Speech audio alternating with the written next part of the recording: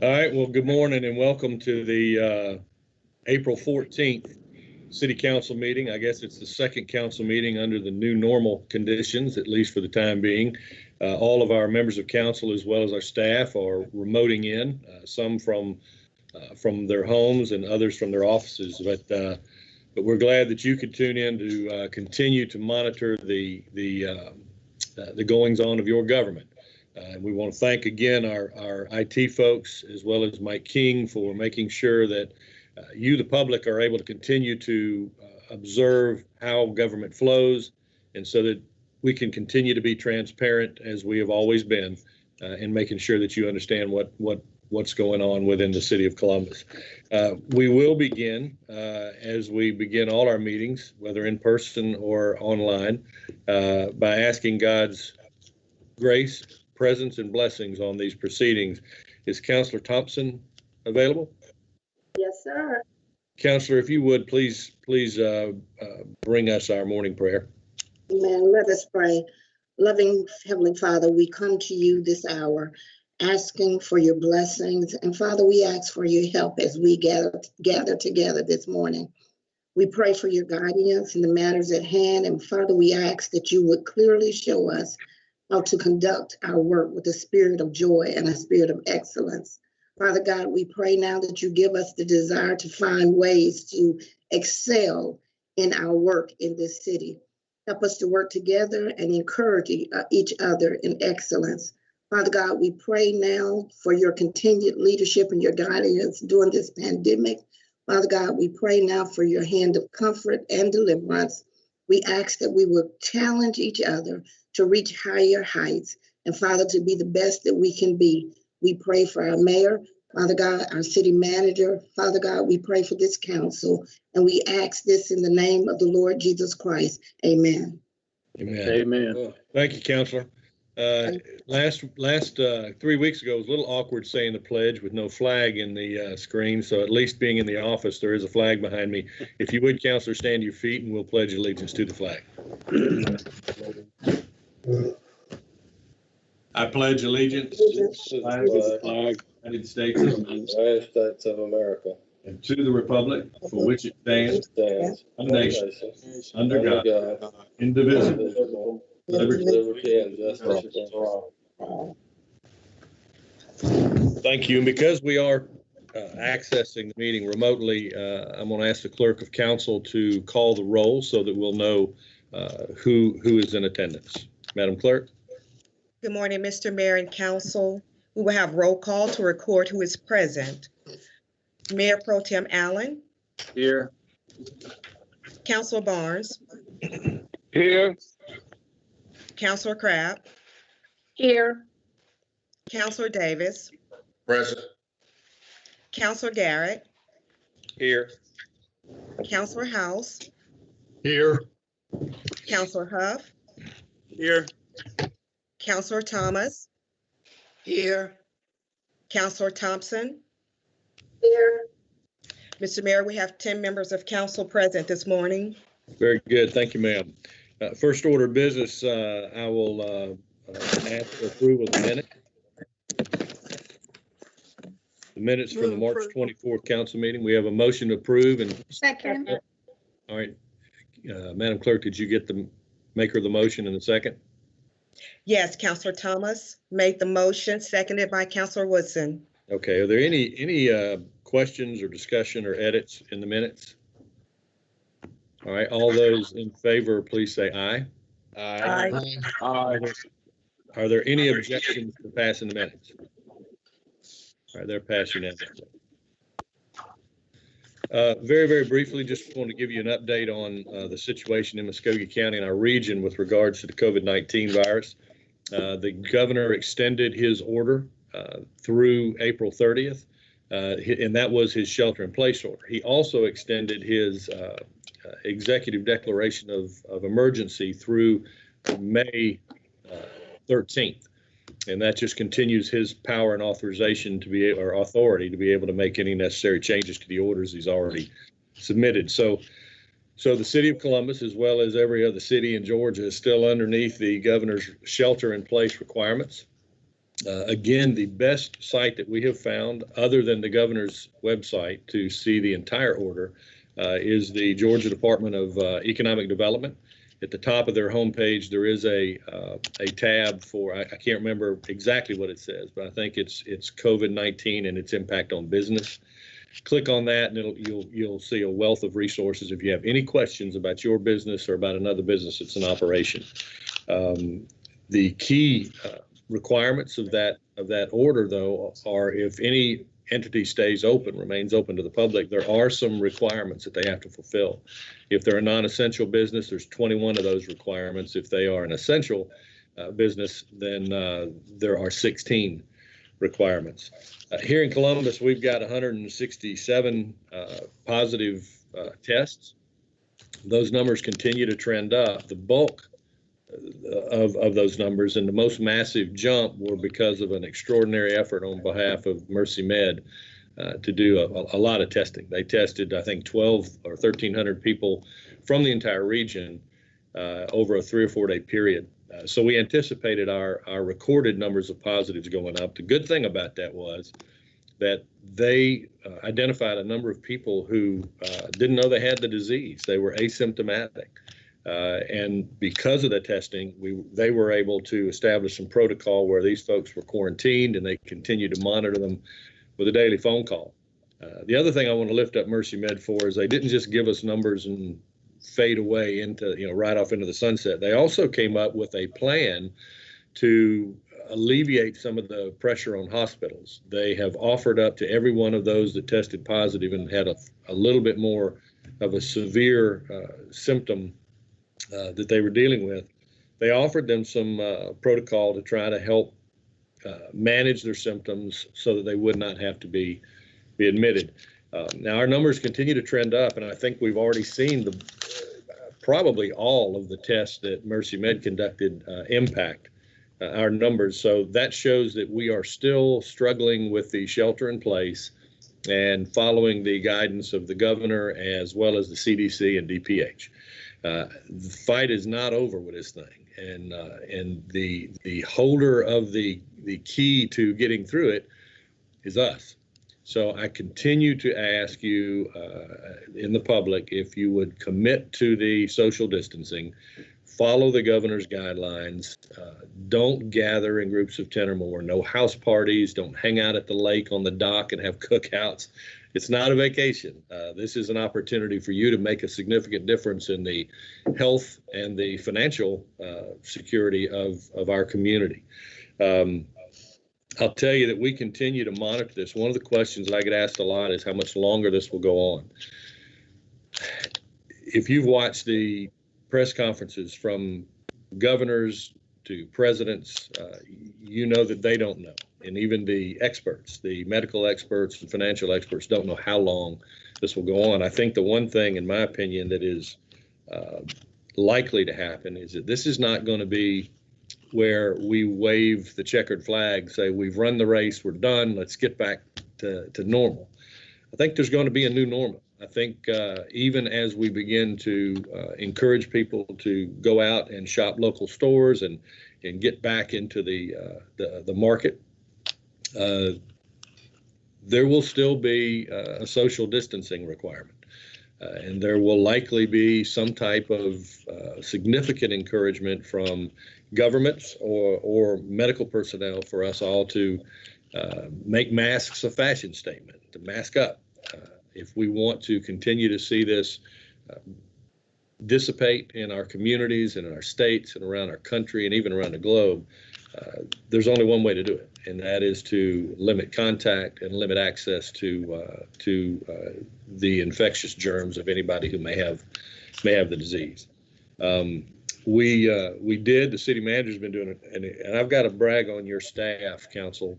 Let you know just what an amazing job they are doing under some very trying times. The government has been operating. I know there was some spirited discussion before the meeting this morning about everything from government centers to consolidating functions. I can tell you that one upside of this management challenge that City Manager Hughley and his staff have encountered is that it has shown us another way for us to do business. So I have no doubt that our government will be just like our community, and at the end of this, we will actually be stronger, we'll be more streamlined, and we'll be more confident and competent in the way we try to address services for our citizens. We have shown that there's nothing that should get in the way from a technological standpoint to allow us to help our citizens access and reach the services they need. So it's going to be an interesting day as we start to kind of phase out of this current situation. And we are looking at it every day, even though right now our orders don't take precedent over the governor's. We continue to monitor them. We continue to try to come up with ways to begin to get people back to work. That is a key part of what we deal with every day. So anyway, that's just a little bit of an update. I mean, we could spend the entire meeting talking about this virus, but if council has any questions, I'll be glad to try to answer them. I have Councilor Okay. Huff here. First, I wanted to thank you for your leadership. And also I wanted to give out a little information to say Mrs. Olive Vidal Kendall that was released from St. Francis. Wanted to let you know that I spoke with her on yesterday, that she's a personal friend and also a constituent, and she's been very busy in this community. So I let her know that everyone had been praying for her and for her safe recovery, and she's coming along. She's still basically sheltered in place for a while, trying to get it together. And my other question, my only question was, with our employees, are we doing okay? Anyone that needs access to testing, have they been able to access it? As far as I know, that most of our employees that have had access, and listen, this disease is just like any other infectious disease. The circle tends to tighten, and so we have had people within the government that have either been in close proximity to somebody that's tested positive, or they may have tested positive themselves. We have a very rigorous set of protocol that our HR department, under the guidance of Aretha Hollowell, follows in guiding our department heads on how to deal with anybody who may have come into a situation like that. I can tell you that in every instance, we followed that CDC and DPH protocol, and we're going to continue to do that in the event anybody either comes into contact with somebody that's tested positive, or if they test positive themselves. Mayor, Okay. I have a question. This is Mimi. Yes, ma'am. Hello, I'm happy to see everyone's doing well, and thank you for your leadership too. I had a question for you, because you said when you were quoting the numbers, you mentioned that there were some that didn't even show the system. How did that process go? Because everything I've watched, it says you have to have at least one of the system in order to be tested. So how did that occur? Because there might be people out here, there might be panicking that want to be tested, but won't, because of the fact that they don't have any of the system. And secondly, how is this being paid for the citizens if they were to be tested? Mercy Med, when they contracted with a vendor to utilize about 1,200 tests, they had some specific protocols. One was you had to be showing at least one of the symptoms, or you had to have been in direct contact with somebody that had tested positive. So that's where most of the asymptomatic individuals came from. As far as paying for it, I think Mercy Med covered those that were uninsured. But when you came through that line, and I'll tell you that speaking to Dr. Hiltz at DPH, she said the most organized thing she's ever seen was the way they were operating that through the parking lot at Cascade Hills Church. And they had to have two pieces of identification, their driver's license, and then they also had to show an insurance card. So they filed the bulk of these on insurance, but if anybody was unable to pay, Mercy Med covered it. Awesome, thank you, appreciate it. Mr. Mayor Pops here. Now Yes, might be the time to let the community know about the community warriors and the forward thinking on your part to take a lot of the pressure from our first responders. Well, I tell you, Councilor Barnes, you have been such an integral part of the River Valley Regional Commission and specifically the Area Agency on Aging. And I know basically what I did was give you an idea and hand it off, and you ran it across the goal line. So why don't you share with council and the public what we're doing with that? The mayor doing some excellent forward thinking, wanted to take and anticipated that there may be a surge in 911 calls. So what he did, he called me on a Sunday and asked me to what we could do. And I called Katie Howard, who has been the really prime resource for the seniors here, and Mr. Jim Livingston, who is the executive director of the River Valley Regional Commission. And I thought about us connecting with Hay Clay and the community volunteers, and gave them a call, and they said that they were willing to respond. Now, something like this here is an undertaking and a half, because with this virus and exposure, and so it took us about from Sunday till Wednesday. And what Katie Howard came up with, she contacted Rest Care. Because when you go into the homes with seniors, there's special, if you're not trained on how to lift them, transport them, and primarily the goal, by the way, is that the 911 operators, they get calls from seniors who have fallen, who can not get out of the bathtub, who need to be transported from the bed to the potty, from the potty to the bed, and other things of that nature. And it takes up a lot of time of our first responders. So the mayor being forward thinking, that was his concern.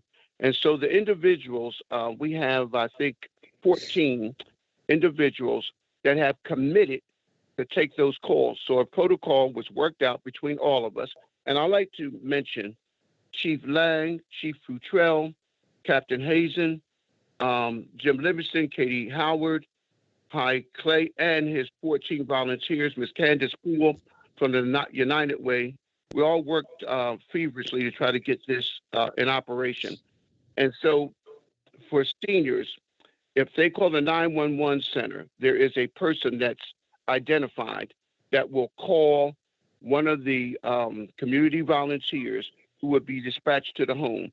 Those volunteers, there would be 3 of them dispatched at any one time for any liability issues. They are covered under the Good Samaritan Act. They have the mayor really worked. They have PPE equipment, not only for themselves, but when they enter the home, they will also put the mask on the seniors as well. And so there's a protocol worked out that that in the event that a senior calls, those volunteers would go to the home. Very important for seniors to take care of that without it being a load for our first responders. And again, Mr. Mayor, during our discussions, it was really forward thinking on your part. Chief Lang and also Captain Hazen were saying what an impact this will have because they expect to be very busy, and this is something that's deeply appreciated by those first responders. Well, Pop, certainly appreciate the role you played in that, and I thank you for trying to give me credit, but I got to give it back to our interim fire chief, Chief Lang. He and I discussed this, and we kind of brainstormed about some things we could try to do. And the end result, though, is that this community came through again, as it always does. And there are dozens of stories of people stepping up and helping other people within the community during this time. So it's not surprising, but it sure is gratifying. Thank you for your help with that. All right. Mr. Councilor Thompson, just a quick question for you. Yes, ma'am. That some of the citizens have called and asked me about our transit system, and they're saying that they're seeing more than the amount that's allocated to be on the buses, and they're asking about the safety of the drivers. So, do we have a protocol? We have something in place that say how many people are able to ride the bus at one time? We do have some protocol in place for the operations of Metra. I'm going to ask the city manager if he would kind of touch on that a little bit. Thank you, Mr. Mayor, and good morning to each of you.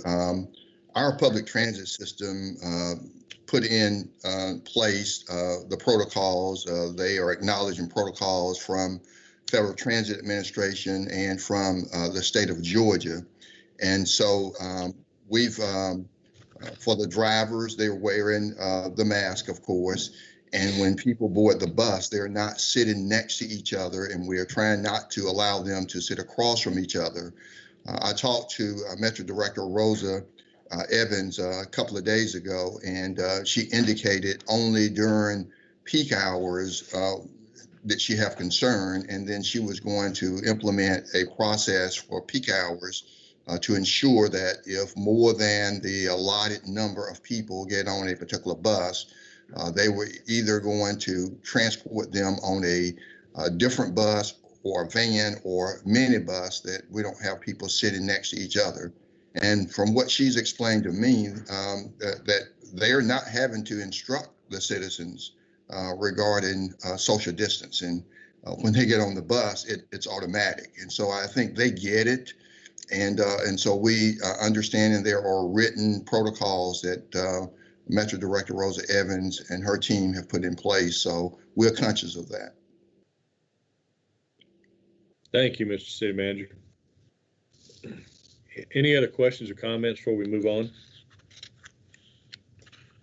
Mr. Well, Mayor, thank all of you, Council, for what you are doing during this pandemic too. I know you are keeping your constituents as informed as possible, and I know y'all are doing a great job under some trying times. I'm going to move on to the city attorney's agenda. Mr. Mayor, Yes. Mayor, I'm sorry, before we move on, I did just want to go back. When I was conducting the roll call, I did not call Councilor Woodson, but for the record, she is present. Got it. Thank you, ma'am. Thank you. Mr. Fay? All right, thank you, Mayor. Good morning, everybody. The only business item we need to vote on today is the ordinance extending the moratorium for certificates of occupancy on type 1 personal care home or foster care home for an additional 90 days going through July 26, 2020. And that is ready for adoption on one reading today. Mr. Mayor, you can ask for the ayes and the nays. I'll move for approval. Move approval. Second. I have a question. All right, there's a motion and a second to approve. Councilor Woodson, motion? Yes, when you look at the agenda, it has it on first reading. Is that just a typo error? No, ma'am. that's just a category. During a period of emergency, we can adopt something on one reading, so there is no second reading. You're just going to adopt it today when it first appears. Okay, so in any emergency time, it doesn't have to go through a second reading. It That's could be correct. done. You can adopt on one reading. All right, thank you for that clarification. Sure. Appreciate it. Thank you, This is ma'am. Counselor Crabb. I have a question. Okay. What's the reasoning behind extending this for an additional 90 days? Say that again, please. What's the reasoning behind the extension for another 90 days? Well, the code inspection and planning may want to weigh in, but they were studying, trying to do a survey of all of these type 1 homes. And of course, with the period of emergency, they really haven't been able to get out in neighborhoods, but they can weigh in also if they want to. Okay, well, that's it. That's what I thought it was, but I wanted it on the record. That's fine. Thanks. Any more questions or discussion? All right, if not, I'm going to ask the clerk to call roll so that you can register your votes on this. Mayor Pro Tem Allen, I vote in favor. Councilor Barnes, I vote in favor. Councilor Crabb, Yes. Councilor Davis, Yes. Councilor Garrett, Yes. Councilor House, Yes. Councilor Huff, Yes. Councilor Thomas, Yes. Councilor Thompson, Yes. Councilor Woodson. Yes, Mr. Mayor, That was approved unanimously by the 10 members present. Thank you, ma'am. Okay. Mr. City Attorney, do you have anything else? Just the Mayor Pro Tem and I and some others had discussions about the date for the license renewals and the occupation taxes possibly being delayed further until June 1, but that can be discussed now or amongst yourselves and brought back if council desires to push that date back. Okay, well, we'll bring it back because I think we probably at least ought to get some comments from finance and make sure that everybody's on the same page. And we've got time to bring that back. That's right. There's plenty of time on that one, but that's all we had today, Mayor. Thanks, sir. And we don't have anybody on the public agenda, but I want council to know that we are working out a process by which people can still address the council. From a public agenda standpoint, we want to make sure that they have access to their elected officials. So we actually have the ability to do that now, but nobody signed up. So going forward, we do have a process that we'll be utilizing. Mr. City Manager, we'll move on to your agenda. Thank you, Mr. Mayor. I've got just a few items on my agenda. First is a condemnation of parcel TA-A of the intersection improvement along Buena Vista Road, and we know it. Councilor Huff moves for approval, but you can go ahead and talk about it. I'm so excited. Second. Okay. So we know it as the spider web. The parcel is requested for condemnation in agreement of all parties for acquisition and for title. To keep this project on schedule, it's necessary to condemn and pay the offered money into the clerk of Superior Court, thereby taking possession of the property, allowing the city to proceed with the project. And this is indeed an important project. You know that this project is funded by the Transportation Improvement Act, known as TIA. And so there's been a motion, but we request the acquisition of this parcel for the intersection improvement along Buena Vista Road. The total take of property for the county road and or municipal street purposes, and authorizing the filing of declaration of taking by the city attorney or his representative under the authority of the official code of Georgia. And so we asked for your approval on this condemnation. All right, there's a motion to approve by Councilor Huff and a second by Councilor Woodson. Councilors, are there any questions or comments, any discussion? Well, after clearing it with our resident parliamentary expert, Councilor Thomas, what we'll do is I'll ask for a voice vote right now. All those in favor say aye. Aye. Are there any councilors who object to passing this ordinance? All right, then that's a unanimous approval. Next, Mr. Mayor, I'm requesting approval to submit and accept an animal welfare grant for $20,000 from Petco. Second. All right, there's a motion approved by Councilor Allen and a second by Councilor Woodson. Any discussion to the acceptance of the grant? All right, all those in favor, please say aye. Aye. Any member of council who objects to the passing of this purchase? All right, it's passed unanimously. Next, I've got a $9,495 grant with no match for equipment to enhance. Second. All right, there's a motion from Councilor Allen. Who made the second? John House. Okay, Councilor House seconded it. Any discussion? All right, all in favor, please say aye. Aye. On this next one, Is there any councilor that objects to the approval of that ordinance or that purchase? All right, it's passed. on this next one, Mayor and Council, we really want to commend and thank the River Dragons. They are donating $11,600 to help part-time Civic Center event staff who are unable to work as we've canceled or postponed many of the events at the Civic Center. There's no cost to the city, and they are donating $11,600 to help those part-time workers. And we ask your approval, but we want Move to to thank them. Approval. Second. Second. All right, Madam Clerk, did you get that motion second? I believe that was a motion by Crab, Counselor Crab, and then seconded by Woodson. Is that Okay. correct?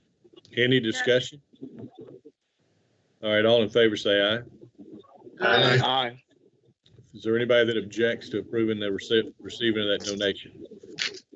All right, that passes. And I just want to say that this is a vendor, y'all. This is somebody that rents space for us to put on a product at the Civic Center. And from the day that Civic Center had suspended operation, they contacted the city manager almost immediately and said, we want to do something for the folks that are going to be without work. So again, it just, in very trying times, we're fortunate to witness some of the big-hearted acts and the kindness of people that just make you glad to be living in this city. Mr. Mayor, Yes. Mr. City Manager, Mr. Mayor, just want to, while we're on the subject of the River Dragons, I'd like to encourage, if you haven't already, but to reach out to the general manager, maybe talk to them about some of their future plans and ideas that they have to maybe utilize some of our facilities, a possibility of utilizing our facilities. We'll do it. We've received a letter from him, and we will follow up, see what the possibility of putting those into action are. Thank you. Yep. Next, I've got just 4 purchases. The first one is replacement playground equipment at 5 of our parks, funded by Community Development Block Grant, $551,128. Move for approval. Second. All right, there's a motion second to approve A. Any discussion? All in favor, say aye. Aye. And Mr. Mayor Any and council council, that objects to the passing that playground equipment? I'm sorry, City Manager. This is what my parliamentarian told me. I get it. I'm sorry. No, But you're good.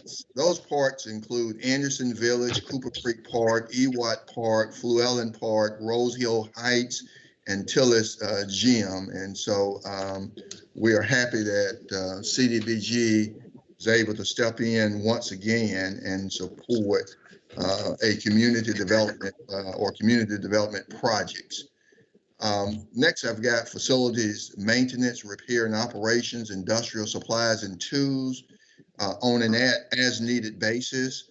I can tell you that the city expended roughly $358,000 over the last 5 years utilizing a Georgia State contract for these various supplies. And we've got multiple vendors that we're asking that we continue to do business with. And we're asking council to approve moving forward with these vendors. Move to approve. Second. All right, there's a motion second. Any discussion? All in favor, please say aye. Aye. Any member of council objects to passing this particular purchase? It's approved.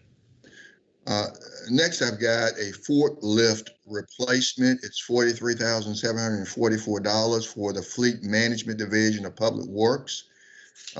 They use the forklift to load and unload pallets from vehicles as well as to haul other heavy equipment throughout the fleet shop. We're asking you to approve. Second. Motion second to approve. Any discussion? All in favor, say aye. Aye. Any councilor objecting to passing of that purchase? It's approved. And the last item on the purchase agenda, we're asking your approval to purchase an automated victim notification system. The Georgia law regarding crime victims' Bill of Rights says that crime victims have the right to receive automated notifications regarding court proceedings and timely notice of the arrest, release, or escape of the offender. And so we're asking your approval in the amount. Second. Motion and a second to approve. Any discussion? All in favor, say aye. Aye. Aye. Any member of council object to passing that purchase? It's approved unanimously. And Mr. Mayor, I've got a series of updates, and these updates are not intended to be long. Of course, if you have questions, then it may go a little longer than we anticipated, but thought it would be important to share with you and the public, those of you on television or live streaming, regarding our city operations during COVID-19. And the mayor spoke earlier about the operations of the government and how things are going. And certainly I concur with the mayor, things are going well. As you know, on Monday, April 6th, the Columbus Consolidated Government started restricting or limiting public access to CCG public buildings due to ongoing development with COVID-19. CCG department heads and elected officials released plans to transition to work remotely or work from home and or alternate work schedules for employees.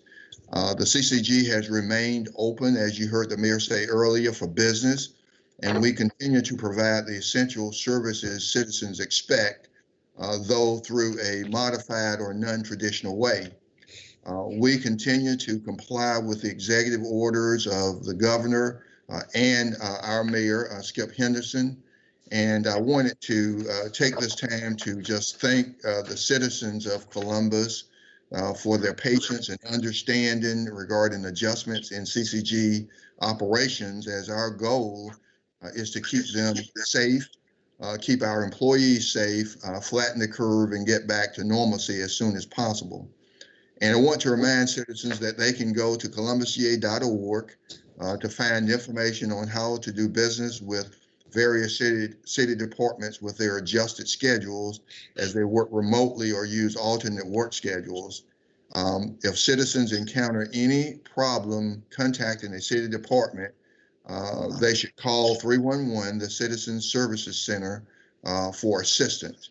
And so we're open, we're doing business, and we believe that we are taking care of those essential services, the needs of the citizens, and want to thank again the citizens for their patience, and want to commend and thank our employees, as the mayor did earlier, for their creative thoughts, ideas, their innovation, and making sure that we keep the government open, though the buildings are restricted or limited in public access. They have done an awesome job making sure that we take care of the needs of the citizens. And so I do want to commend the employees of the Columbus Consolidated Government. And I will answer any questions if there are questions about what is going on in terms of the modified or non-traditional work schedules, working remotely, working from home, and or alternate work schedules, if council members have any questions. Okay, hearing none, I will move on to my next topic. Councilor Thomas noted that we've had a number of city department heads to transition out of the government for various reasons, and wanted just a brief update on where we are with those department head vacancies. And I can tell you, under the city manager, we've got community reinvestment, inspections and codes director. John Hutchison's last day is this Friday, April 17th. We've got the civic center director that's vacant. We've got the public works director who's retiring at the end of June of this year. And so we've gone ahead and advertised that position. And so the positions have been advertised and will be advertised until filled. Community reinvestment and inspections and codes report to Deputy City Manager Pam Hodge, and Civic Center and Public Works report to Deputy City Manager Lisa Goodwin. And I want you to know that we are using our usual advertising outlets. Our HR director has done a good job with that to ensure that we get candidates from across the nation. And I can tell you that we will hire the best candidate we can attract with our salary schedule. And so community reinvestment, I know that Deputy City Manager Pam Hodge is getting close with a selection on that position, and inspections and codes is advertised until filled. Civic Center advertised until filled, and Public Works is advertised until filled, with the director retiring June of 2020. And I will answer any questions you have about that subject at this time, if there are any.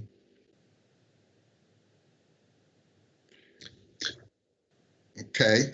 Mr. City Manager, let me add that there is one more department head vacancy. Interim Chief Lang is doing an amazing job over at Fire and EMS, but we are in the process. We've got a search firm that's put some materials together and is aggressively searching for candidates for us to interview. And very similar to what the city manager mentioned, we're going to get the very best person that we can find within our salary structure to lead what is just an incredible department.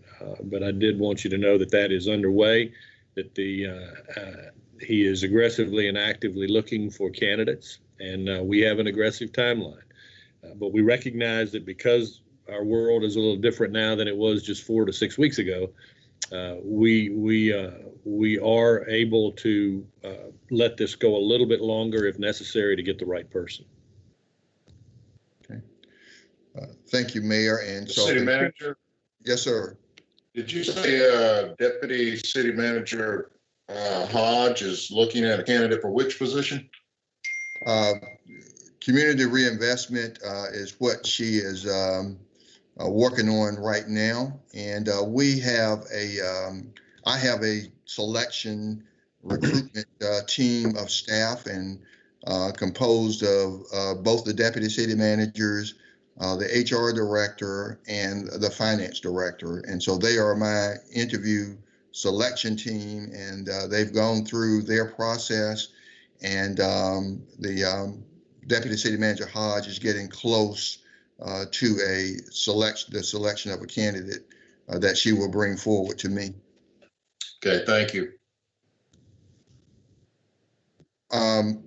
Mr. Mayor, next on the agenda, you know that the President and Congress passed a stimulus packet, and we are requiring that our team look hard and close at that stimulus packet to make sure that we don't miss any opportunities to receive funding. I've asked Deputy City Manager Lisa Goodwin to keep track of the stimulus funding, and I am going to ask her to give a brief update on what she is doing in that regard.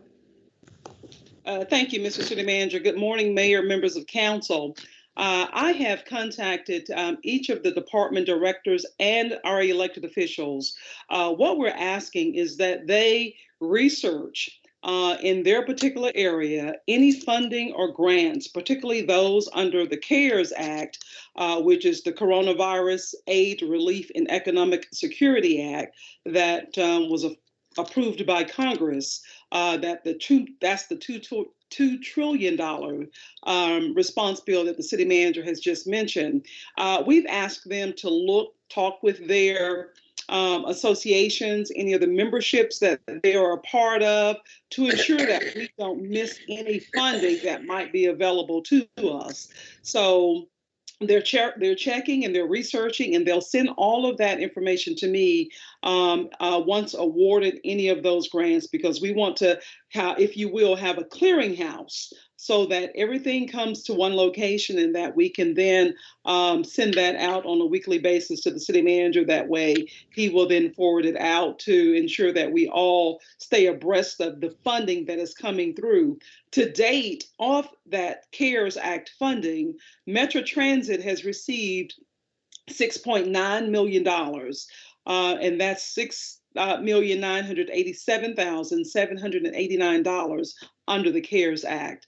CDBG has received $981,189 under the CARES Act. And we know that there's a lot more out there that we can tap into, and that's why we're asking all department heads, all elected officials in their responsive areas to ensure that they look under every rock to make sure that we haven't missed anything. Because at the end of the day, we want to make sure that once we get back to some sense of normalcy, that it's not, we don't discover that there was money out there that we did not tap into.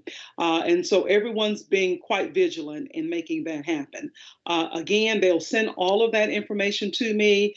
We will document, keep all of that together and document in a spreadsheet format that we can forward on to the city manager, mayor, so that everybody will know exactly what we have coming into our local community. Lisa, I have a question. This is Mimi. Yes, hi. Hi. I had a question for you. Is every department sending you an update of which grant they went after and for how much they applied or what they try to do? My reason for saying that, if we can get a list and keep track of it, we can see the departments that have found every avenue, or if they needed assistance in locating some of these dollars and funds, or is there someone designated to oversee all these? Well, again, each department is handling that on their own, but now once the allocation or the award has been made, after they have researched, they're sending all of that information to me. That way I will know exactly what dollars have been awarded to which of our agencies, our departments. But again, in terms of what they're going after, who they're looking at, and those funding agencies, they're not sending that information to me. But of course, I can certainly get with them just to see who's doing what. We can look at that. Could you follow up? I want to make sure Sure. that, like you said, we can look at all the funds that might be available, because we have wonderful employees, but we're so busy and we're in such a different world.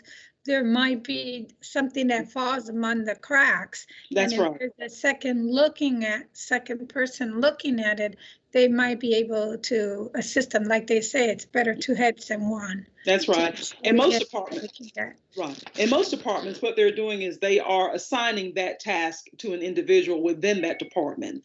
And that may be the person who is actually working to contact their associations, their member groups, other like communities to see, who else is getting what or who's tapping into what. And so that's some of the resources that they're using. Fantastic. Thank you for that information. Appreciate you. Absolutely. Yes. Mr. Mayor, I have a question. Mr. City Manager, at some point along the way, I would like to have from the Finance Department a report on how much money we are losing as a city. For example, I know that our sales tax has got to be down. Our hotel motel tax has got to be down. All of those kinds of because of the closures and so forth. I'm not asking for that today, but at some point we need to have that kind of information so that as we are getting these reports from the deputy city manager on grants and so forth, we'll have some idea of where we are financially. I know that excuse me, several of our department, like the CVB, the Convention and Visitors Bureau, they're having a real problem because of the closure and the lack of taxes coming in. So I'm sure you get my drift here. Just like to have some kind of a report. And if you have any thoughts off the top of your head this morning, I would appreciate hearing about it. Well, certainly, we are attempting to make projections on how we think we are going to be impacted from a revenue standpoint. And yes, we've heard from the CVB, as you know. I've been tracking stories in the media through Georgia Municipal Association, through the National League of Cities, and all of the information that I'm able to research and find, I'm forwarding that to our finance people to make sure that they see what the projections are for others across the state of Georgia and across the nation. certainly there's going to be an impact. We know that some hotels are shut down, they're closed, and that is going to have a significant impact on hotel motel tax in this last quarter and in the new fiscal year. And we've made some projections that hotel motel tax, for example, could be down up to 50%, up to 50%. And when we know that the Civic Center gets 2% of the hotel motel tax, the Trade Center gets 1% of the hotel motel tax, but they get in excess of $750,000 on beer tax. And then the River Center gets 1% of hotel motel tax, and then the CVB gets 4% to make up the 8%. And if that 4% is down as much up to 50%, the CVB will have significant challenges. And likewise with the Civic Center, if it's down as much as 50% and they get 2% of the hotel motel tax, while we've been able to operate with a positive cash flow, that may change significantly. And the question is, will others be looking to the city or general fund to support those declines in revenue? We know that hotel motel tax is going to have a significant impact. And in talking to the finance director, we've gone back to look at a post 2008 recession hotel motel tax, sales tax collections to try and get an idea, how things shift after a recession. And so as we bring forward projections to you, we're taking all those things into consideration. But certainly, Councilor Thomas, we will be coming forward to you with what you asked for. And I would also request that as part of the budget review that we're going to be entering into in a couple of weeks, that this be a significant part of that, because it's going to impact our budget, not just for the next couple of weeks, but for the next year or so or more. Yes. Thank you. Yes. The city manager, just to give you a little insight on the subject at hand, the national average right now for hotel occupancy is at 10%. I don't think 83 or the Great Recession is going to be a good comparison, because at the time, I think everybody knows that we had BRAC going on. That was really a big boost for our local economy. We don't have that now, so I don't think you can make that comparison. I think it's totally different. So however you're figuring your projections, I think you ought to take that in consideration. I don't think, again, there's going to be no comparison to the time of the Great Recession. So, and that's what, 2008, 2009. But we do know that I've heard that some of the quote saving grace in the hospitality industry has been with the government, especially with the National Guard. I don't know. I've heard some hotels have National Guard or government type accommodations ongoing. I'm not so sure in Columbus. I know in other places, but I can tell you the national average is around 10%. Councilor Davis, 10% of what? As far as 10% normal occupancy, 10% of rooms available, 10% of what?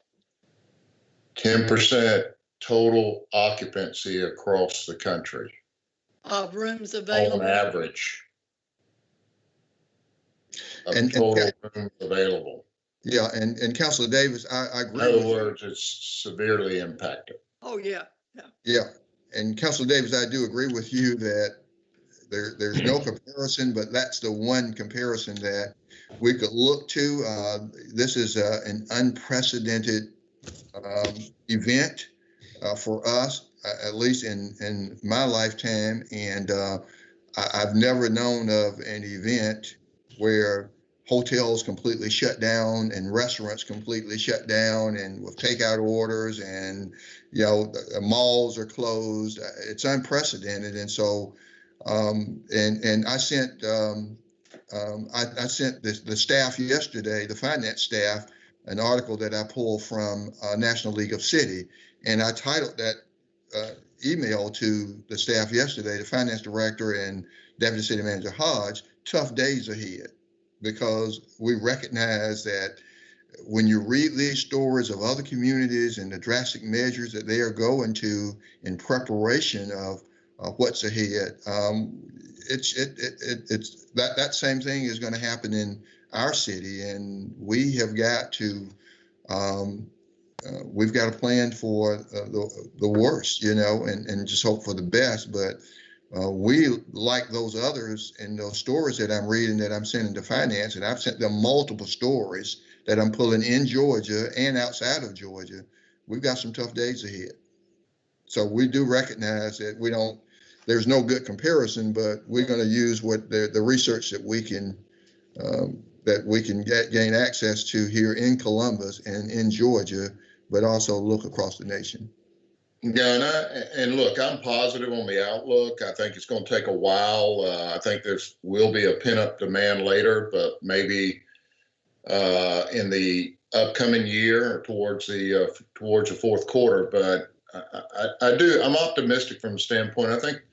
I think people, the American citizens, will get out and they'll travel again. I think there's going to have to be a period of people getting comfortable with doing that.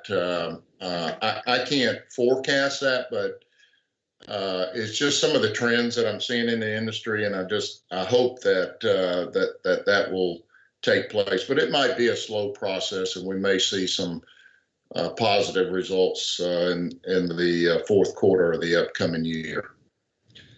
And let me just pipe in, and I want to share something with Councilor Thomas. I want to thank her for bringing that up. I've been in a number of communications and conversations with the city manager, the deputy city managers, our finance director, trying to do just that, trying to do what Councilor Davis just referenced is almost the impossible. And that is take a very unique event and trying to find the closest thing we can to it as a baseline or a benchmark. And then we start adjusting based on particular both national, regional, and local trends. I can tell you I'm so grateful for the folks that we have working on it, though, because and Angelica Alexander, our finance director, she is so tight she squeaks when she walks. So she is watching every penny. She is very conservative in her estimates. But I think what you guys just articulated is it's kind of like stating the obvious in that our world looks different today than it did just 6 weeks ago. And as the mayor putting together a budget with an excellent team, we were almost giddy with some of the things that we wanted to get done that we'd wanted to do for a long period of time. And we really council had been such careful stewards of the finances over the last year or two that we were going to be able to do them. And then over the course of 2 weeks, most of that's out the window. We're looking now at trying to make sure we can provide the functions of the government, take care of our people as best we can, and make it through this dip in our economy. So we've got some interesting deliberations ahead, but I promise you that the staff and I will do everything I can to make sure y'all have the information you need. Mayor, if I might add again on a positive note, I'd like to encourage you to do that, to travel in the future once some of these, I guess,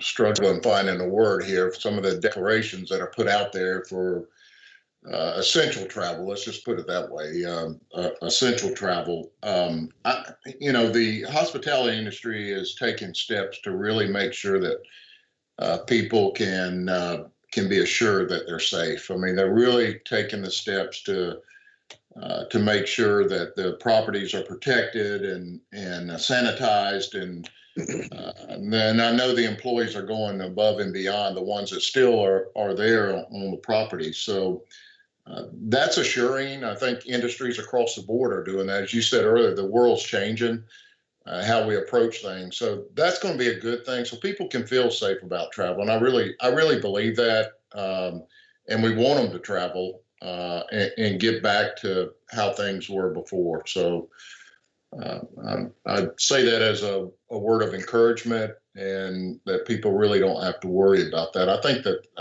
think good things are happening that people can be assured that they're safe when they travel. Thank you. Okay, Mr. Mayor, if there are no other comments, I am going to move on with the other topics that I have. I've got Deputy City Manager Hodge, who is going to touch on a number of topics. The first is Virginia College update. Then she's going to talk about the infrastructure projects during COVID-19. She's going to talk about the Government Center SPLOST, and so we're going to turn to Deputy City Manager Pam Hodge on those subjects, and she will flow from one into to the next. Good morning, Mayor and Council. It's so good to see all of you doing well. I'll first start out with the Virginia College update. IT is moving the slides for me, so I'll just ask them to go through each of the slides. This is the exterior of the Virginia College building, which will be the home of the Department of Public Health. You can see that the exterior work is moving forward. We expect to have the paving of the parking lot and the exterior area done in the next couple weeks. Going on to the next slide, you can see the interior of the building. Most of the millwork has been installed. They're doing the final painting and hanging doors. If you go to the next slide, again, this is just an example of one of the exam rooms, and they are making really great progress on this facility. They are practicing all of the COVID-19 requirements as they're inside the building and outside the building working. And then the next slide just shows one of the break rooms. So you can see that they've really done a great job moving forward with this project.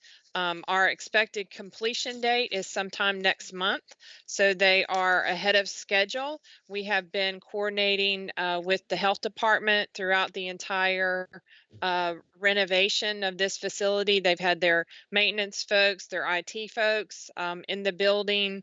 We're in the process of scheduling a walkthrough with some of the folks with the state office so that they can see the progress that we've been made. Of course, practicing social distancing during any activities that happen at this facility. So I'll be happy to answer any questions related to Virginia College. Hearing none, I'll move on to just a quick update on infrastructure. Yes, ma'am. Ma'am, I do have a, you say we are online with the timing of this. What about with the cost of this? We're still within our budget that we had provided to council. On this, we have made one alteration related to maintaining the refrigeration system. Originally, we were going with a UPS type backup system, and we have now changed to a generator, but we're still maintaining within the budget that council has approved. Great, thank you. Yes, ma'am. Moving forward with the infrastructure project update, just a quick update on some of the major projects that's going on around the city. The River Road roundabout, the contractor is completing the landscaping and the irrigation installation, and we expect that project to be 100% complete by the end of April. The Fort Benning Road roundabout and streetscapes, that work is continuing on the roundabout and the streetscapes. The roundabout should be completed this month, and the streetscapes completed by the end of the year. So that would be by December of 2020, the entire project will be completed. The Reese Road Bridge, those bids are due back April 22nd. The expected road closure will be either in late May or early June, and that just depends on the utility relocation. So that project for the replacement of Reese Road Bridge is moving forward.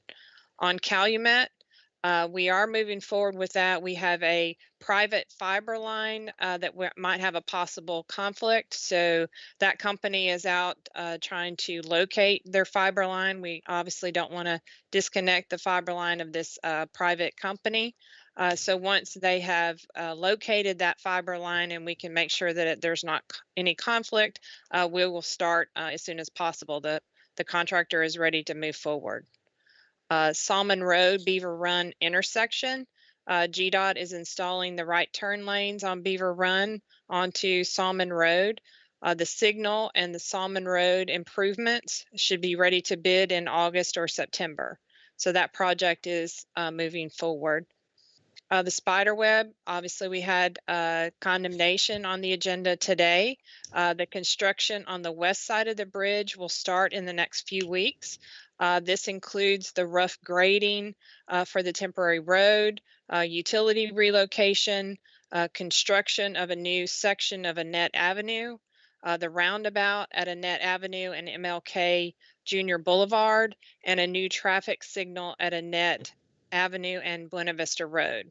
So you'll start to see some work in that area. This will all be on the west side of where the actual bridge will take place, but it's going to be under construction for several years as we complete that spiderweb project. So any questions on any of the infrastructure projects? Pam, what was the completion date on Calumet? Once they get started, it should be about 3 months. We're, like I said, waiting on that private fiber to be located. Once we make sure there's no conflict, then we'll be able to move forward with that relatively quickly. Okay, thank you. Yes, sir. Pam, on the spiderweb project, are we looking at a completion maybe late 2021 or 22, early 22? It'll be in 2022 or 2023 once we start the bridge. Okay, thank you. Pam, would you mention Talbotton Road? Yes, sir. So Talbotton Road is actually moving forward. This is a GDOT project. They are ahead of schedule. And we've seen a lot of work taking place on Talbotton Road. So that project is set to be complete in 2021, and they are ahead of schedule on that project as well. And let me add that with regards to all of these projects, these construction projects continuing is the importance of them is extremely significant right now in the way that we're dealing with things from an economic standpoint. To be able to keep construction workers working and to continue to get them to generate some revenue so that kind of filters through the community is significant. And to that end, I know the city manager and I have had some discussions about doing whatever we can from a permitting and process so that we can expedite anybody that's looking at any construction right now in our community. We ought to be looking for every way we can to try to help them, because the more construction typically sort of drives the path out of a recession, simply because it puts people to work. And I think over the next several months, that's going to be significant. So I thank you, Pam, for the update. Yes, sir. So I'll move on to the Government Center SPLOST. Ma'am, one more question. Yes, ma'am. If I can. I know this is not one of our projects, but at some point it seems like it was supposed to be 2 weeks ago, the Benning Road from the Stonegate entrance to Fort Benning onto Main Post was to be, that road was to be closed for construction. Do you know if that's happening? I haven't been out. I have been at home, so I haven't been out to see that. Yes, it is closed. I don't know the length of that closure, but it is closed. Okay, I know at one time. And I'll follow up and provide council an update on that as well. Okay, great, thank you.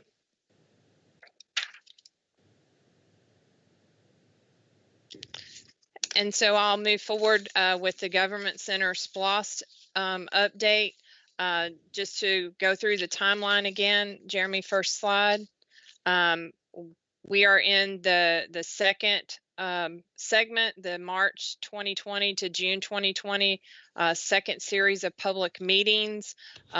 We are still on the timeline that has been outlined to council to be able to meet the November 3rd ballot. And that call for election would be on August the 4th. Where we're at right now, just next steps for the next slide is in May 2020, we will come to council in some format and make a presentation. The design team and the construction manager have been hard at work reviewing the 4 options outlined by council. We will be coming to council to make a formal presentation of those government center options and also to provide a draft project list in order for us to go out to the public the first week of June to provide the public with that information on the government center options and the draft project list, which will include what we're calling an A list and a B list. Things can move back and forth between the A list and the B list until council feels that they have a good project to move forward with. That will happen working through that process in the month of July in order to have the call for the election on August 4th. So we are still, even in these times, moving forward with this evaluation and proceeding forward with the SPLOST on the November ballot. And we will be coming to council in May to provide that update and a formal presentation. And if we're using this format, we'll provide the same update in this environment that we would if we were all together in council chambers. And I'll be happy to answer any questions about the SPLOST or the government center. Yeah, I have a Questions, is Councilor Huff on the, go back to the slide with the outline for the meetings and the dates. Yep, that's where I was going. What are we doing about the actual meetings that we can't have right now? So if you put the timeline, Jeremy, back up, which would be the second slide in the presentation, we will utilize in the first week of June either a similar format that we're having here. We could do FaceTime Live. We could have a call-in. We'll provide some sort of public meeting format that first week of June. As the time moves forward, we'll be able to determine what that format will look like and how we get that information out into the public, whether we do it on the website, whether we do it on CCG TV. We'll come up with various options so that the public gets the information and is able to ask questions and respond back. Is there a possibility of putting together something, because we're going to lose time between now and June, sometime in May, maybe, possibly to have a online meeting like we're doing now, possibly some way that the public could get online with us and maybe have a public discussion? Yes, we will have like I said, a formal presentation to council, and they'll be able to see it there. And then we'll have that same presentation that will go out in some format to the public for them to ask their questions and respond. We're going to have an interactive process for the public. I'm saying, Yes, you're sir. saying June though. I'm saying, what happens to the time that we're losing now? We won't have anything between now and June? We will have the presentation to council, and we were scheduling to have formal public meetings the first week of June, but we can do interactive things during the month of May as well, once we make that presentation to council. Okay, I was just stuck on the part. It says second series of public meetings, March 2020 to June 2020. So I was wondering if we would have any type of discussions with the public during that time before we get a formal presentation. Well, and let me just say that, the election date has changed a number of times. We were initially scheduled to go out after the March election date. That got changed. And then we adjusted our timeline to go out after the May 19th election date. Now that has changed. And so what we've tried to do is be sensitive to other things on the ballot, sensitive to not confusing the public with what's on the ballot in terms of the school district and what we are coming forward with if they're all going on at the same time. So we've adjusted our schedule a number of times to allow some of those things to get out of the way, that we don't start answering questions about what they're doing and they don't start answering questions about what we're doing. So we've tried to adjust our timeline to with those things in mind. But we fully intend to have open public discussion in a way that they can have input back. We've got our IT staff looking at all of our options, and I'm going to brag on them in just a few minutes, but we're confident that we will have a process that all of the citizens can participate in. Those who are on social media, those who have internet or don't have internet. I've even talked to them about a phone bank similar to what you see on TV when they have these telethons where when you present, you've got 3 or 4 people who are answering phones, and then they can feed the question to the presenter from the elderly person calling in on the phone because they don't do social media, internet. So we're looking at all of our options, and we will make sure that our public have input into what we know that's important to you, it's important to us, and it's important to them, and we're going to make sure that that happens. Okay. I'd like to make a suggestion. Can we look into maybe having a radio station or a radio group of stations do some presentations, because they already have the facilities to call in and discuss on the radio, and that might be one option that we could consider. Well, again, we're going to look at all options, but and I told staff when I talked to them, I've watched it on ABC, on our local news, where you see all of the people at Channel 9 or Channel 3 and the phone banks, and they were saying, ring up the phones. No phones are ring. We have a TV station. If they can do it at their TV station, we can do it at our TV station. And that's no different than what you would get on the radio. And so we are looking at all of our options.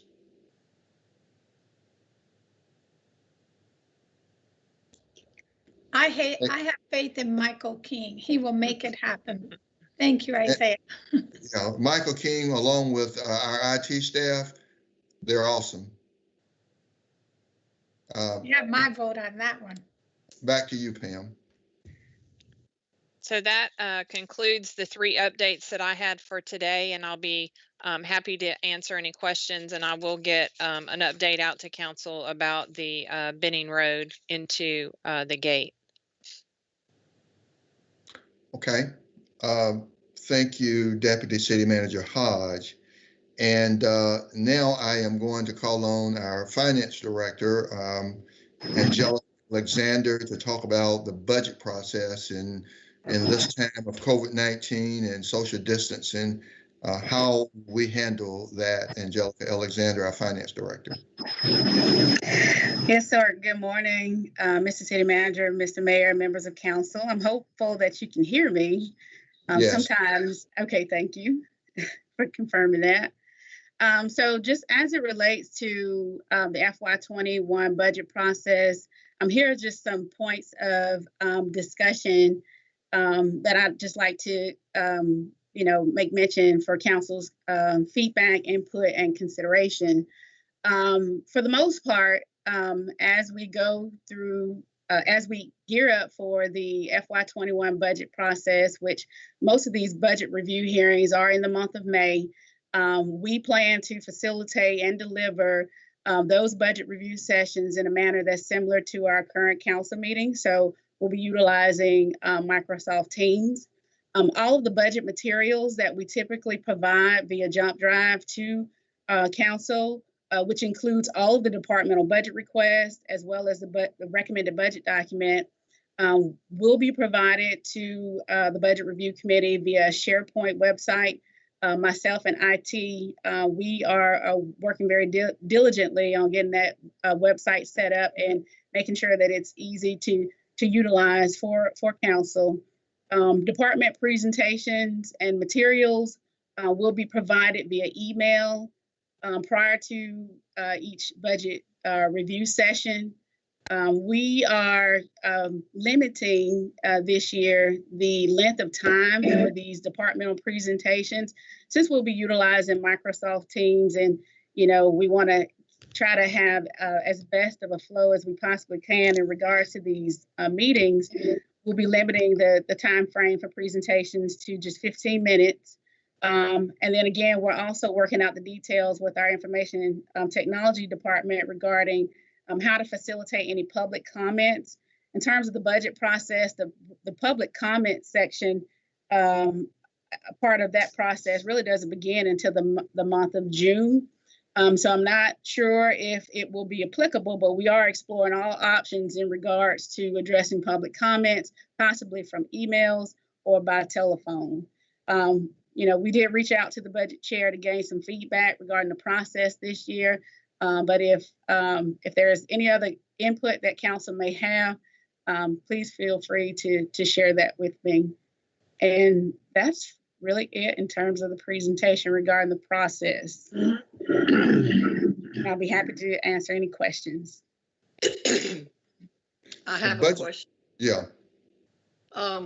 You said on the slide that the presentation, I'm not sure exactly what it said, each department would have 15 minutes? Yes, ma'am. Is that 15 minutes for the department head to make the presentation? That's not for the discussion of that portion of the budget, right? Well, that is for the department heads to make their presentation. Sometimes, just due to the size of the department, we do extend a little bit a longer time frame than that, particularly for our public works department or our police department, because a lot of our larger departments really utilize the budget review process to provide updates to council as it relates to the operations and some of the challenges that they may be facing. And so since we are at this stage in regards to the type of meetings that we're having, we're just going to limit those presentations to 15 minutes so that they can be succinct, to the point, and direct in terms of any requests that they may be making to the Budget Review Committee. Well, excuse me, I'm not sure what's with my voice today. I do know that we are in different times, but the budget coming up for next fiscal year is going to be very challenging because of what we've talked about earlier, our resources and so forth. And I don't want us to shortchange the process merely because we've gone through this. I want us to make sure that we are doing and providing what is needed for our smooth operation of the government. So these meetings typically take 2 or 3 hours, just the budget portion of those meetings. And so I really would like to hear from some of the other counselors about what you think we ought to be looking at to make sure that we get all the information out that we need to get out.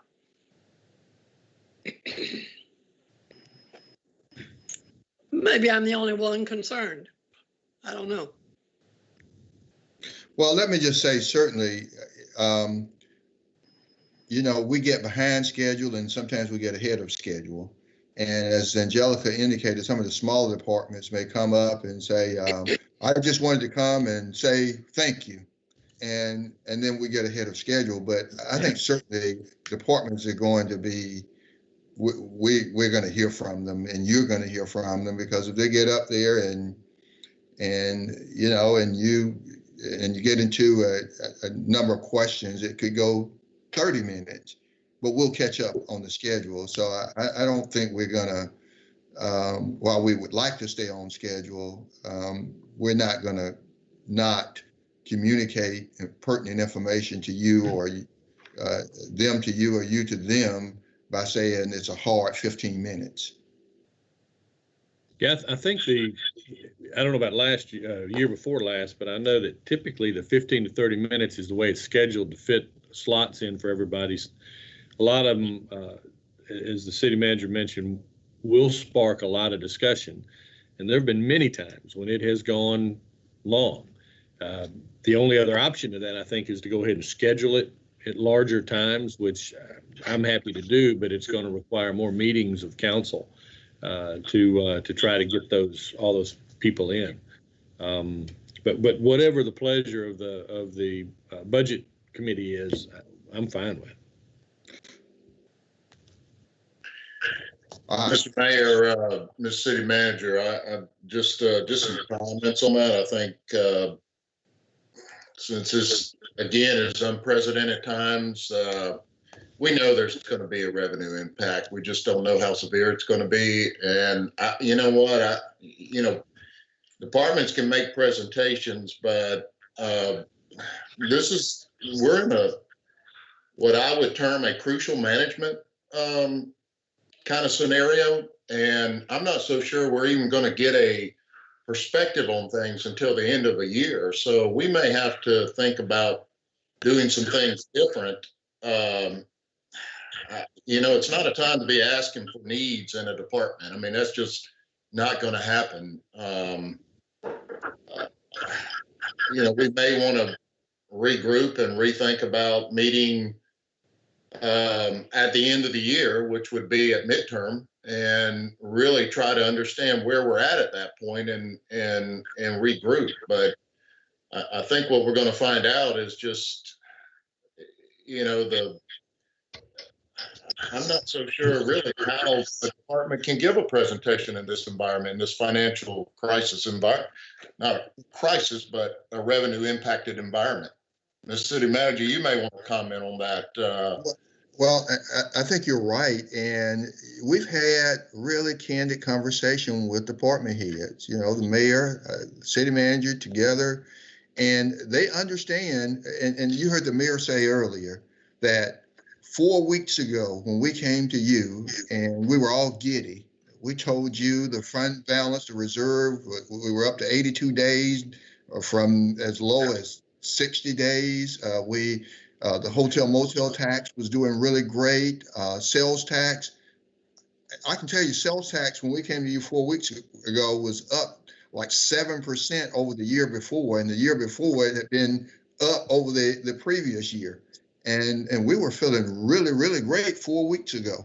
I mean, excited. And then, as the mayor said, 4 weeks later, all that's out the window. And so we've had this conversation with department heads, and we've said to them that, all that stuff that you submitted when you submitted the budget actually in February, early February, that stuff is not going to happen. It can't happen because we don't know what the end of the year is going to look like. And as you said, Councilor Davis, we may not know until the end of the year. So there's no way we can bring forward to you and make projections that we can do certain things that we don't know. And so I think when we talk to them, to the department head or elected official, we got nothing but understanding. And so there's no surprise. I don't anticipate that you will have them wanting to get on the agenda to come talk to council. Council may want to put them on the agenda to have them come talk to you because they understand. Right. I just, again, Ms. City Manager, I think the things that we really, it's a good thing that we, I guess you look back now and you realize why you should build your reserve. I mean, Absolutely. really. Absolutely. Here we are. And no one ever predicted this, but, you know, there's other things that could happen, you know, God forbid, but, you know, we could have another circumstance to hit our city like we did last year around March with the tornado. And so you're going to need those resources, but key things like just protecting the retirement fund. We don't even know how much our retirement fund has been, the employees' retirement fund has been impacted. Just protecting that. You may have to make a contribution there. We don't know.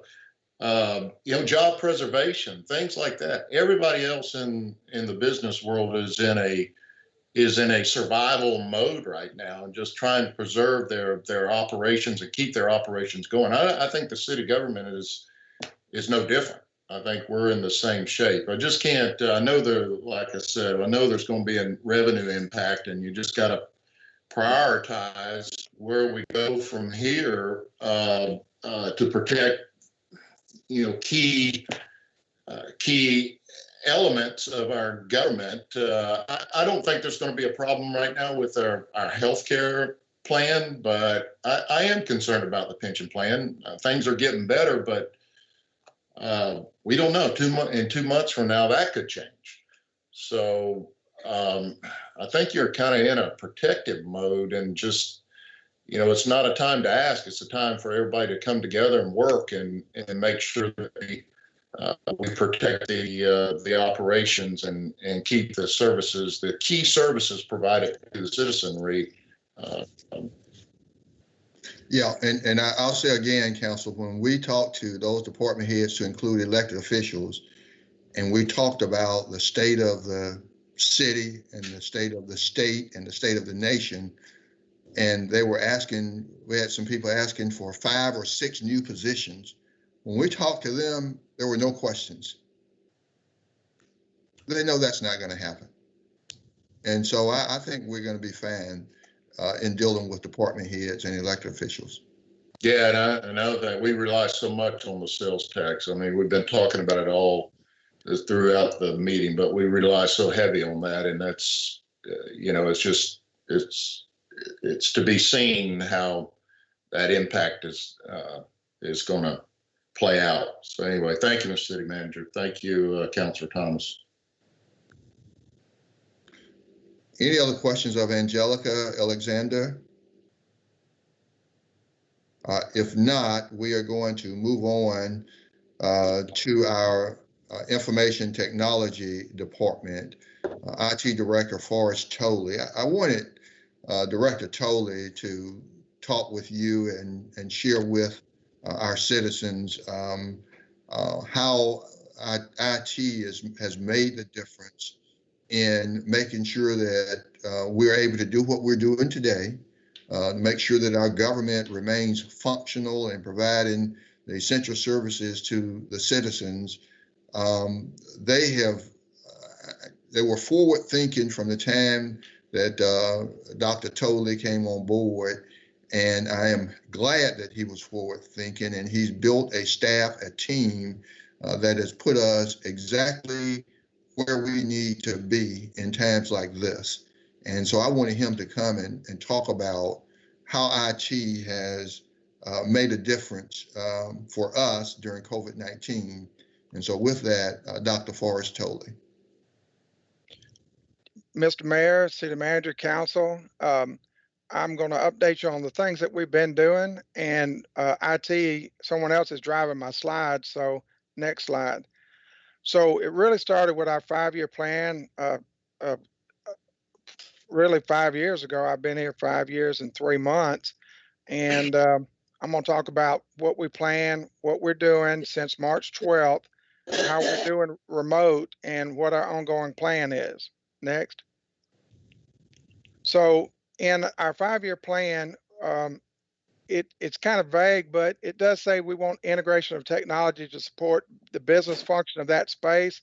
And we left it vague because that space is remote. It could be your office, it could be your vehicle, because we have technology in our police cars, we have it in the sheriff's department, we have it in the EMS, we have it really everywhere in the metro buses and even in the IT vehicles. It addresses a lot of the things that we were anticipating. We didn't anticipate COVID, but we did anticipate a period of where we might have to work remotely. Next. Now, what we're using, the main tool, we use Microsoft Skype and we use Microsoft Teams. Microsoft Skype and Teams are similar in the fact that they let you teleconference. We're on Teams right now. Skype is being phased out by Microsoft in favor of Teams. And the real difference in Teams is that it allows a lot more cloud-based mobility experience so that you can get it on your phone and other devices better than just having to work off your computer. It also improves, if you have good internet, the audio and video quality, and you can schedule and actually have a team virtual workspace so you can collaborate. Next. As far as the remote workforce, we've been anticipating this for the departments that I directly report to and the ones that I'm directly responsible for. And the mayor's office and the city manager's office have the ability to work remotely. 311 is currently working remotely. We're taking all of our 311 calls from remote locations. Council meeting is being held remotely and being live streamed, and it is also being televised on our TV station currently, like right this minute. So that's good. And I was kind of sweating bullets this morning, hoping that it would be on live stream with me talking about it. The court system is actually, we're live streaming jail pleas from one of the courtrooms, and we're working to expand that technology to 8 of our other courtrooms so that they can continue with their proceedings without, in some cases, transporting the people, but it really reduces the amount of people in the tower if you can do live stream, which is allowed right now. And I think moving forward it will be allowed, but we're working on the courts. Other departments are working remotely, and I'm not going to mention them because I would miss someone if I did, but those that need to work remotely can work remotely. Information technology is working to meet the needs of all the departments, and all the departments are operational. From a technology standpoint, we have all of our technology operational. And other uses of cloud technology are all the different things we're doing so that you can get your files from anywhere, you can do your work from anywhere. So we're making general use of other cloud technologies. And I want to thank council, the city manager, and the mayor for having that in our budgets to be prepared for this. So we have these technologies and we're deploying them. The biggest challenge I think that we've been seeing for the non-IT staff is the learning curve for the new technology. As we have the technology, and now that people want to use it all at once, a lot of people are trying to learn their way through it, and that's been one of our biggest challenges. Since we have to be remote, it's hard to walk someone the first time through on the phone as opposed to being able to share a screen like we're doing today. And then information technology's biggest challenge is still having the mainframe. Excuse me. With the mainframe, I have 3 people that do have to report to work. They are spaced out, so they are generally not there at the same time. And when they are there at the same time, they're not in the same space. So they're only at most 2 people in the information technology department at any one time. And that's because we do have to babysit the mainframe. And that's really ineffective staffing at a time like this because the mainframe has to be maintained on site. Next. Our ongoing plan is to continue to maintain our business continuity. We're following the IT plan that we've had on file with the city manager, and he requested that we actually implement it March 12th, which was, I believe, 2 weeks before the other departments were asked to implement their different plans. What we're working on include the court system, so we're actively working on that. the Intergov Finance, Premier One, which is the Public Safety CAD, the Computer Assisted Dispatch. I believe that's the right acronym, but it's where they do the calls out to the cars for public safety. And we're working with HR for electronic forms, among other things. So all of our active projects are active, and we haven't slowed down on any of those. Information technology is also maintaining our business continuity on all our production applications, and those include things like the tax commissioner and tax assessor IS world, which we have that's web-based. It's not in the cloud, but it is web-based. The Columbus Police Department RMS, the HR onboarding, and other things with their NeoGov projects. Finance HR payroll at Advantage 360 is a cloud-based system, so we are actively maintaining that so that people get paid, so that bills get paid, and so that HR can maintain the hiring functions. We're also maintaining the online Intergov, which is planning, engineering, and inspections is using, and you may see that there are more and more forms going online to make it easier for the citizen to get in touch with those departments. And we're currently maintaining the court system, which is on the mainframe. So basically, we've had a plan in place. The city manager asked me to implement it March 12th, and everything that was active before March 12th is still active. So right now, all of our business continuity is good, and we hope to continue that. Next. So any questions? Any questions of IT?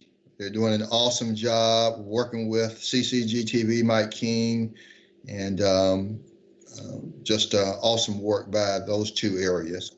Yeah, this is Councilor Huff. Director Toller just wanted to publicly say thank you.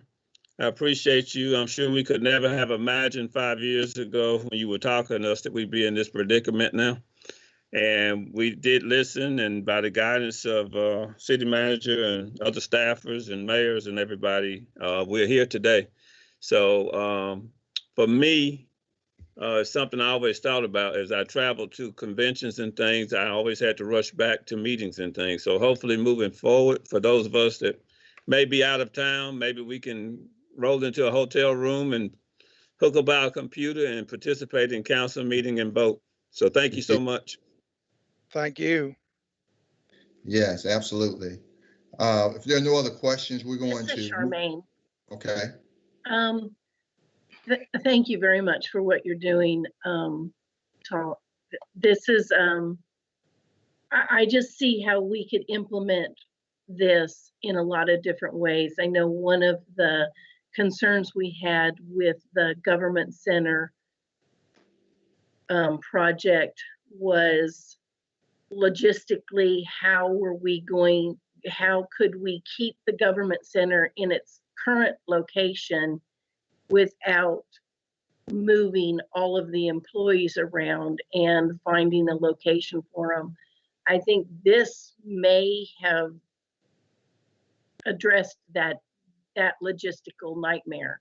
And so it may open more options for us in our decisions that we're making with the government center project and in a multitude of other decisions that we're going to make in the future. So thank you very much. Thank you. And Councilor Huff and Councilor Crabb, those are excellent points you make. Since we've been dealing with COVID-19, I can tell you I've had all of my staff meetings with every single department head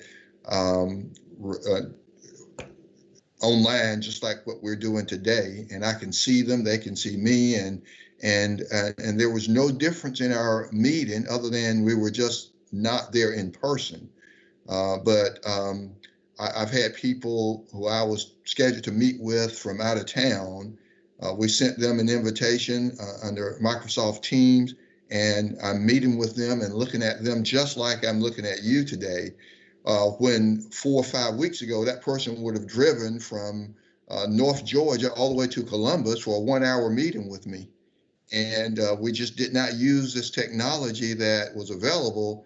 And when this happened the other day, I was saying to myself, you know, this guy would have driven all the way to Columbus to meet with me for less than an hour. And yet we did it face to face and didn't miss a beat. And so it's we're realizing we're using technology that has always been there for us, but we just never pulled the trigger to use it. And so it's opened some doors for me and for us that I think are really awesome and will be awesome going forward. And I have to ask myself now, even when we've got staff who's going to go to Atlanta for a meeting, we can send them a Microsoft Teams team invite. They don't need to drive to Atlanta and go up there for a 1-hour meeting. Why don't we just do it the way we're doing it right now? And so I think it's going to, we're going to look at how we do business, why we travel when we can do it the easy way. Yeah, it has my mind just rolling about the possibilities, the opportunities. And so, Councilor Huff, when you pointed that out, and Councilor Crabb, you know, I've been thinking about that. I want you to know. And I Mr. appreciate it. Manager, Yeah, I it also will save a lot of time. I also think that some of our departments, like the planning department and inspections and codes, can do things online that we were requiring people to come into the building to do. And Absolutely. let's continue that and expand it. And we've got some terrific minds working for the city of Columbus, and we ought to be able to do this all the time. Well, I absolutely agree. I have a meeting with certain staff every Friday morning at 8:30. Well, we've been meeting just like we're meeting now. And so I ask myself, why do I have those people driving to the government center to meet with me on Friday morning at 8:30? It makes, I mean, when I think about how we've been doing it the last few weeks, I said to myself, it makes no sense. I can still look at them and we're just not sitting in the same room. And so I've been wondering or saying to myself, I don't need to have them come to my office in the government center using the elevator, rushing to get in by 8:30 on Friday morning. And Dr. Toll, I think one of the things that might be an outcome of this is that people see how it is possible to do these things. And so they may be coming to IT saying, okay, if we can do this, why can't we do this? You know, and expand it into other areas. So our IT department may find itself quite busy. Yes. Yeah, we're hoping that happens. As a matter of fact, we are anticipating that, and it's a good opportunity for us to show the technology that we have. Yeah, we've made an investment. We should use it. Any other questions of Dr. Tolley? If not, we will move on to our next subject. And, you know, as we go through COVID-19, I've really wanted our HR department to be engaged. When you look outside of the city government, anything that's going on at major companies like Aflac, TSYS, Synovus, or anywhere else, things flow through the HR departments.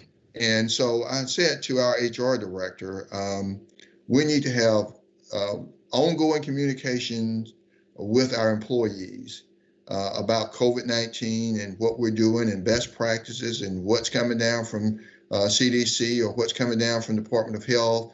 What are the best practices that they suggest if someone comes in contact with a positive, or if they're in indirect contact with a positive? What are the rules? What do we play by? And we should be communicating that to our employees day after day after day and providing them helpful hints and information. And so I wanted her to kind of share with you what she has been doing, our HR director, Rita Hollowell.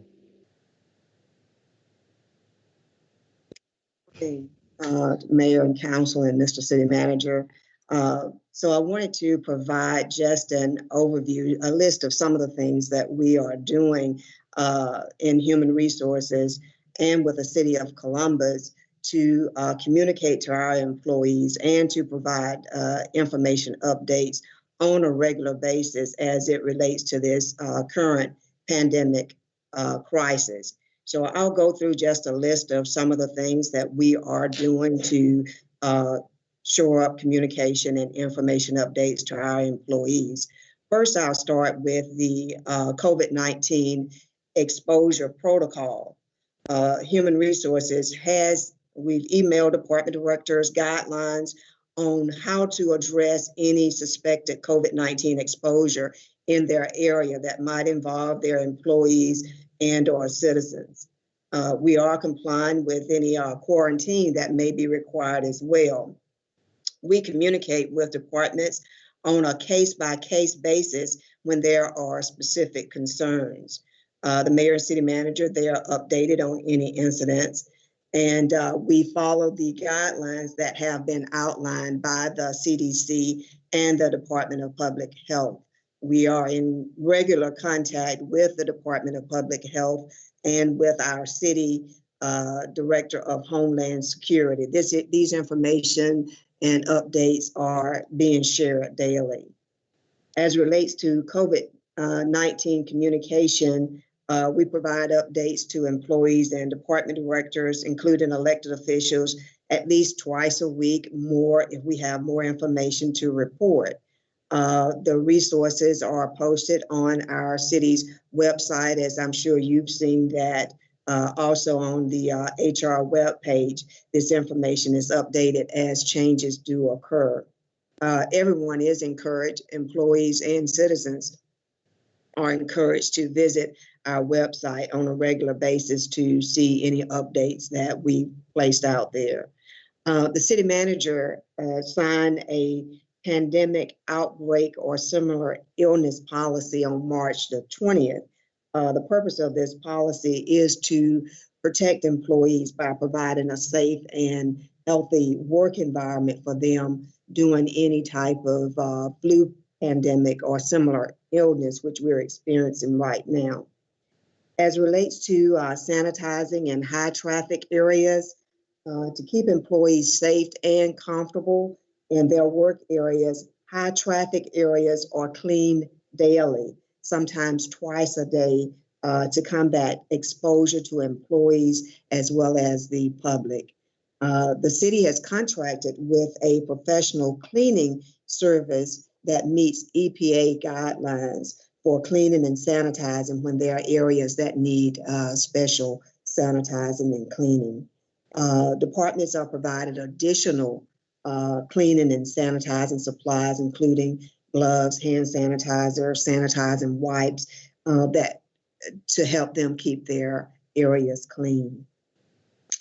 As relates to our employee assistance program, I wanted to mention that while we are continuing to comply with the governor's and Mayor Henderson's shelter-in-place order, employees still will be able to receive virtual telehealth counseling services.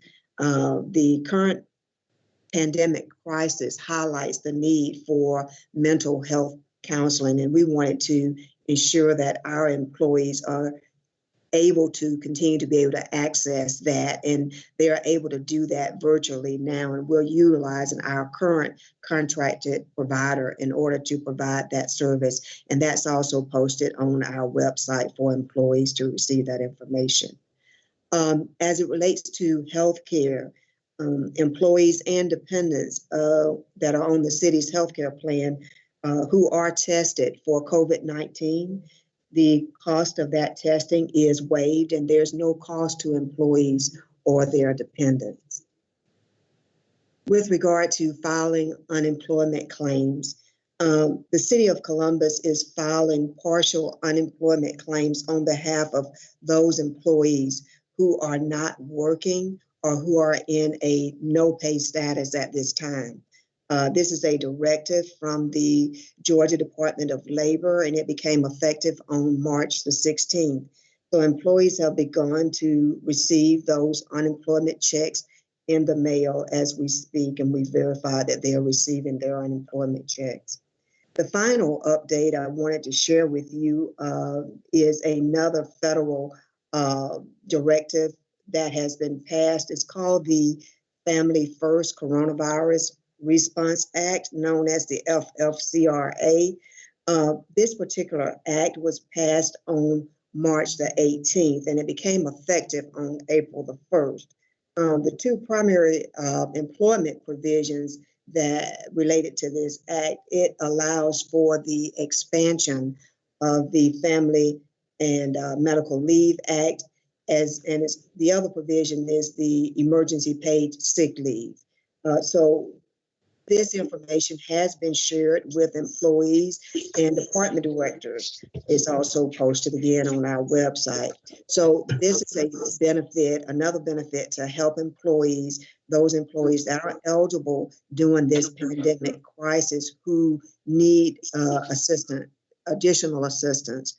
So these are just some of the things that we are doing to, number one, keep employees informed and updated about the pandemic crisis, and to make sure that we're providing those benefits, whether they're from the federal government, the state government, or locally, that we are able to provide to ensure employees that they are able to sustain themselves, and that we're providing the best work environment that we can possibly provide to employees during this difficult time.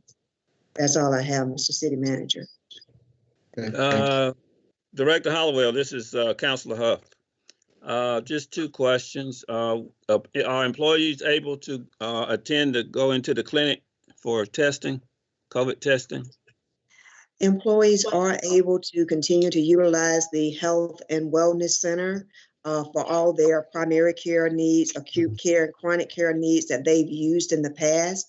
They have, as a result of this pandemic crisis, they've instituted some other avenues. Typically, you're going to be triaged.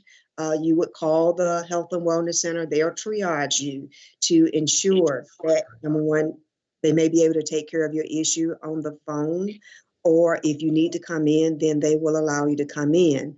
As to whether they will provide COVID-19 testing, the answer to that is no. However, if you are experiencing COVID-19 symptoms, they will make a referral to you to the Columbus Health Department. Okay, and my second question is, for those that are experiencing mental health type issues, will they be referred on at that particular time, or will they have someone called in? Well, yes, now that's another contact. Our vendor for our Pastoral Institute, our employee assistance program, that's a triage also. They would call a designated number. There are several numbers that they are able to call to speak with a counselor, and they are triaged. These are virtual visits. Typically with mental health counseling, they are virtual visits. They would not be seen in person. Obviously, if there's a referral needed, they would make that referral. Okay, thank you. Absolutely. This is Council House Director Hollowell. I have a question. If I understood correctly, you said you're helping employees that might need to file for unemployment benefits. How many people have we had to furlough because of this, if anyone? In terms of how many people that we are filing unemployment claims for, I don't have a exact number there, Councilor House, but I can get a number in terms of the number of employees that we have filed unemployment claims for. And I will say, for the most part, these are part-time employees. Yes, some of them are full-time employees. And I would not use, Councilor Huss, the term furlough. These are in a no work status temporarily. So there's not been a formal furloughing of employees at this time. Okay, thank you. Rita Barnes here. Hello? Yes, Go ahead, Ken. Rita, I didn't know anything about this, and I'm really happy, to see that we are really engaging in something like this for our employees. And just to follow up, because I do realize how time sensitive it is for a lot of these individuals who have been good employees, paying bills, roof over their head. Is there any way that we can contact the Department of Labor and find out which ones? Because I do realize there's a delay. There's always a delay. I've been there and done that so many times in my life that I know that things happen. Is there any way that we can follow up and make sure that whatever is needed to be done for these employees is followed through in a timely manner so that there won't be no significant delay for these individuals? We're really in uncharted waters right now. And I think that we're going to be in this particular situation for an extensive period of time. That's just my thinking.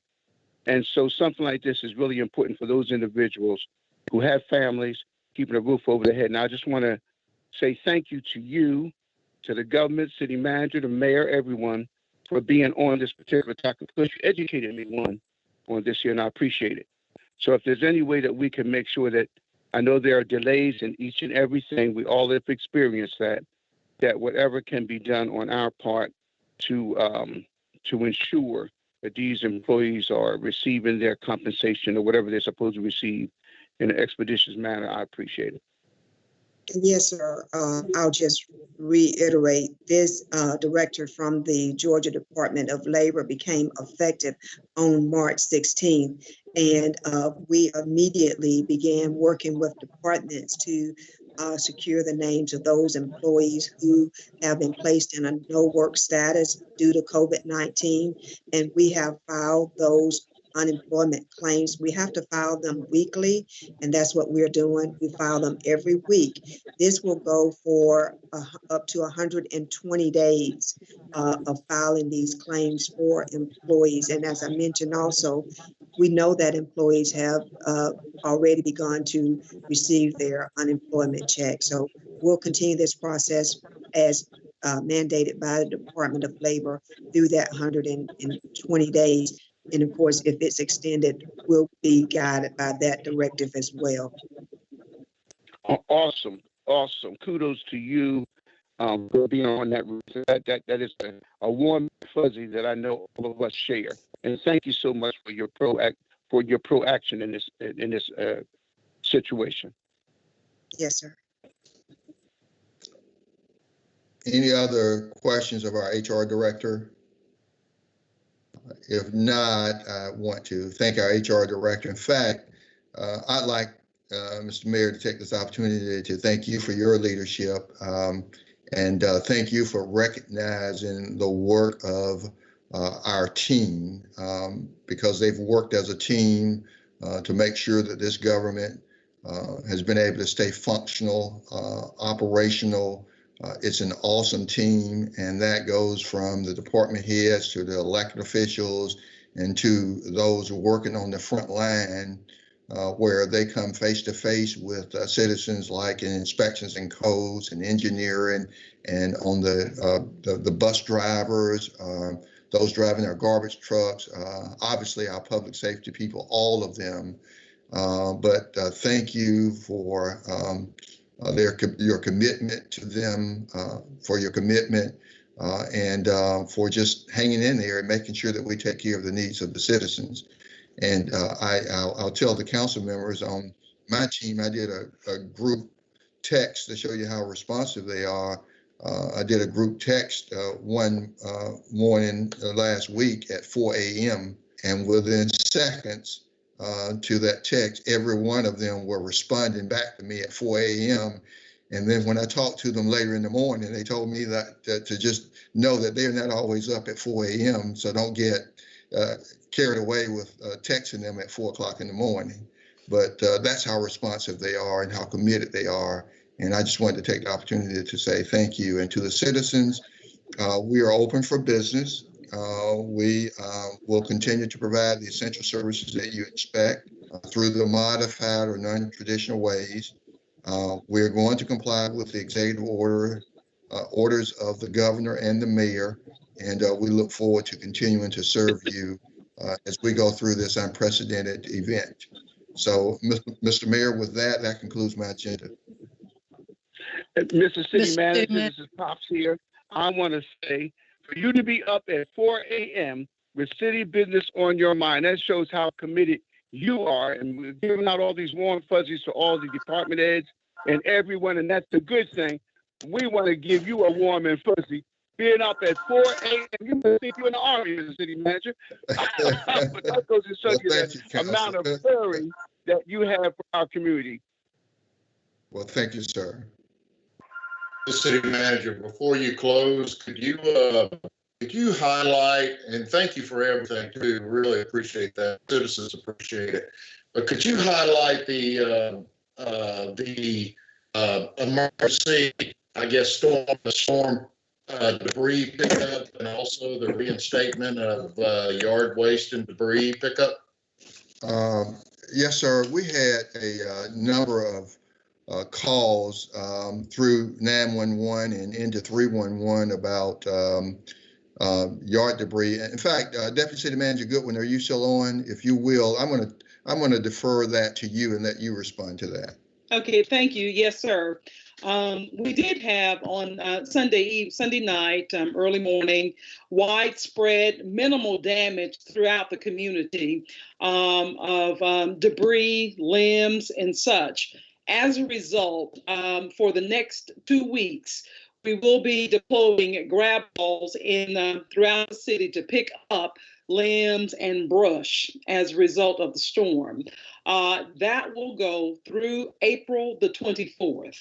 So again, through April the 24th, for the next 2 weeks, grab balls will come throughout the community to pick up limbs and brush that you put out on the right of way.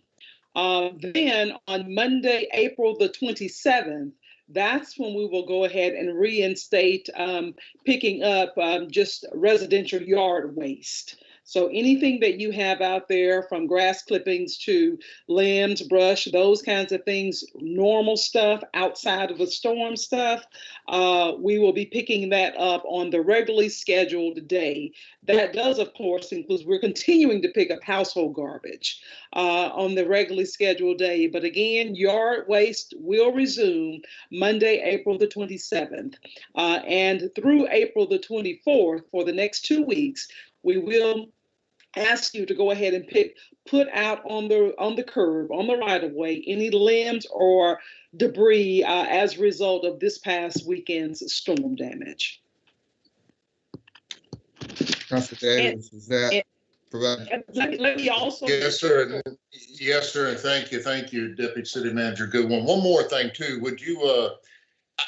I'm still getting calls about the recycling. Could you maybe touch on that and explain that, or why the city is taking that position and at this time and not taking the recycling waste of materials that we normally do?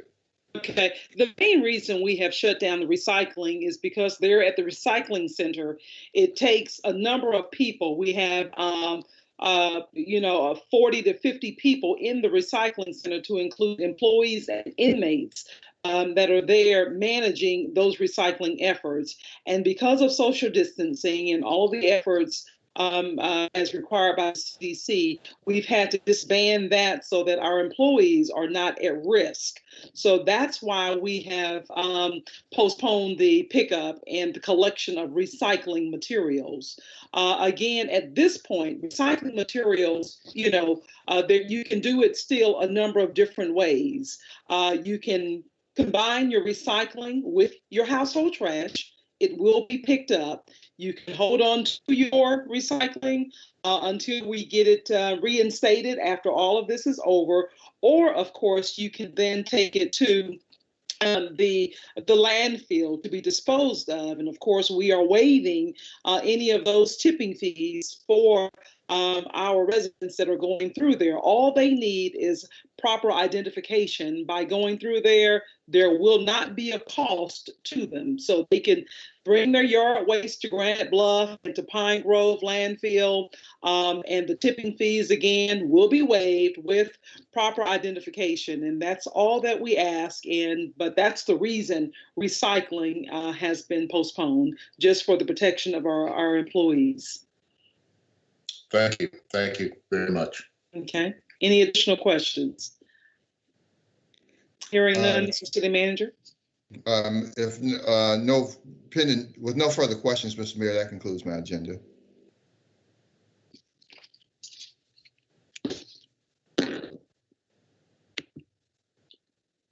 Mr. Mayor, you may be on mute. That's my wife's favorite button, by the way, when I'm talking, is my mute button. So. No, I apologize. Yes. I apologize for the change in scenery. My battery was dying and I didn't have a cord, so I had to move the laptop.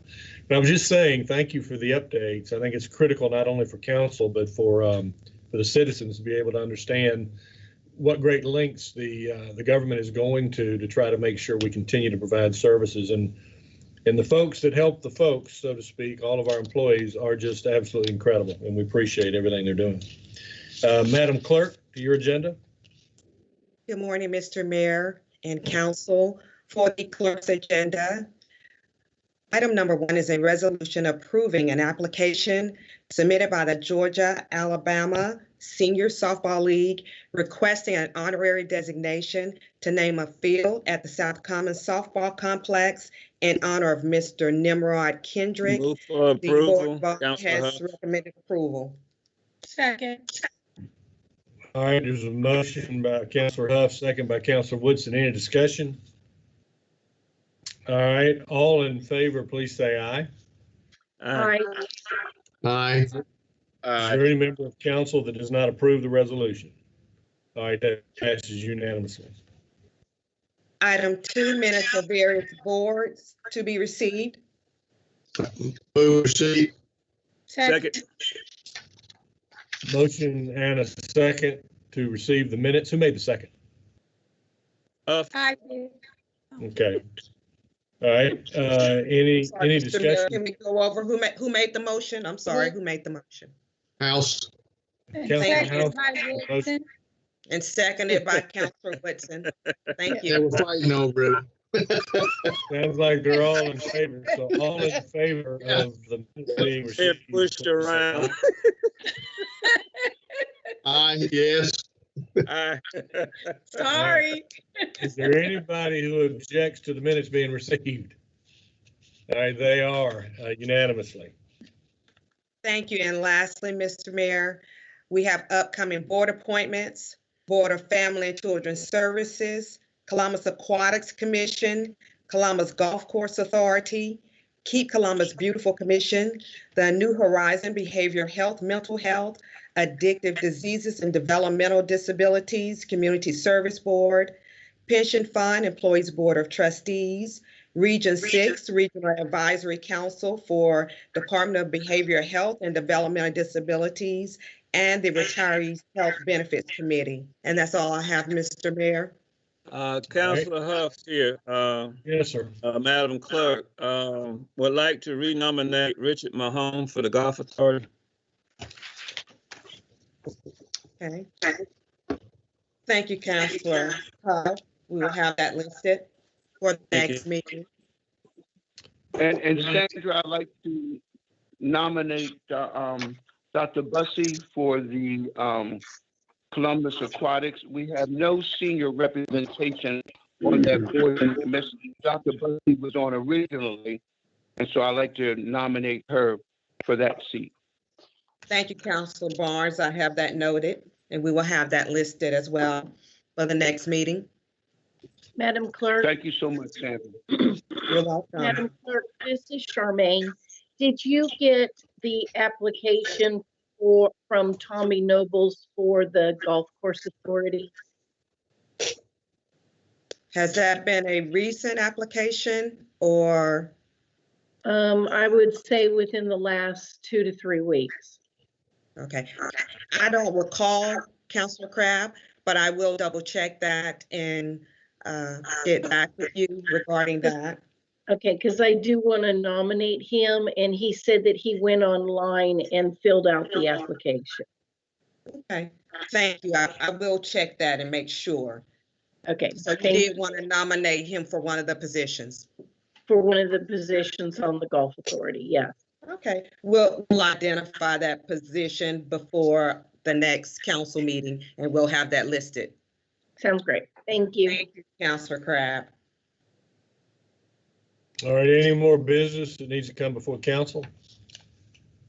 I would finish and close this today then by urging all of our citizens to continue to do what they need to do to try to keep this virus from spreading and keep our numbers down, flattening the curve so that we don't overwhelm our hospitals.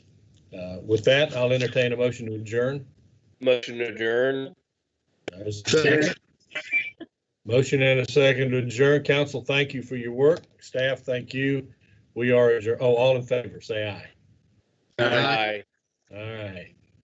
We are adjourned. Thank you, everybody. All right, have a great day. Bye. Good.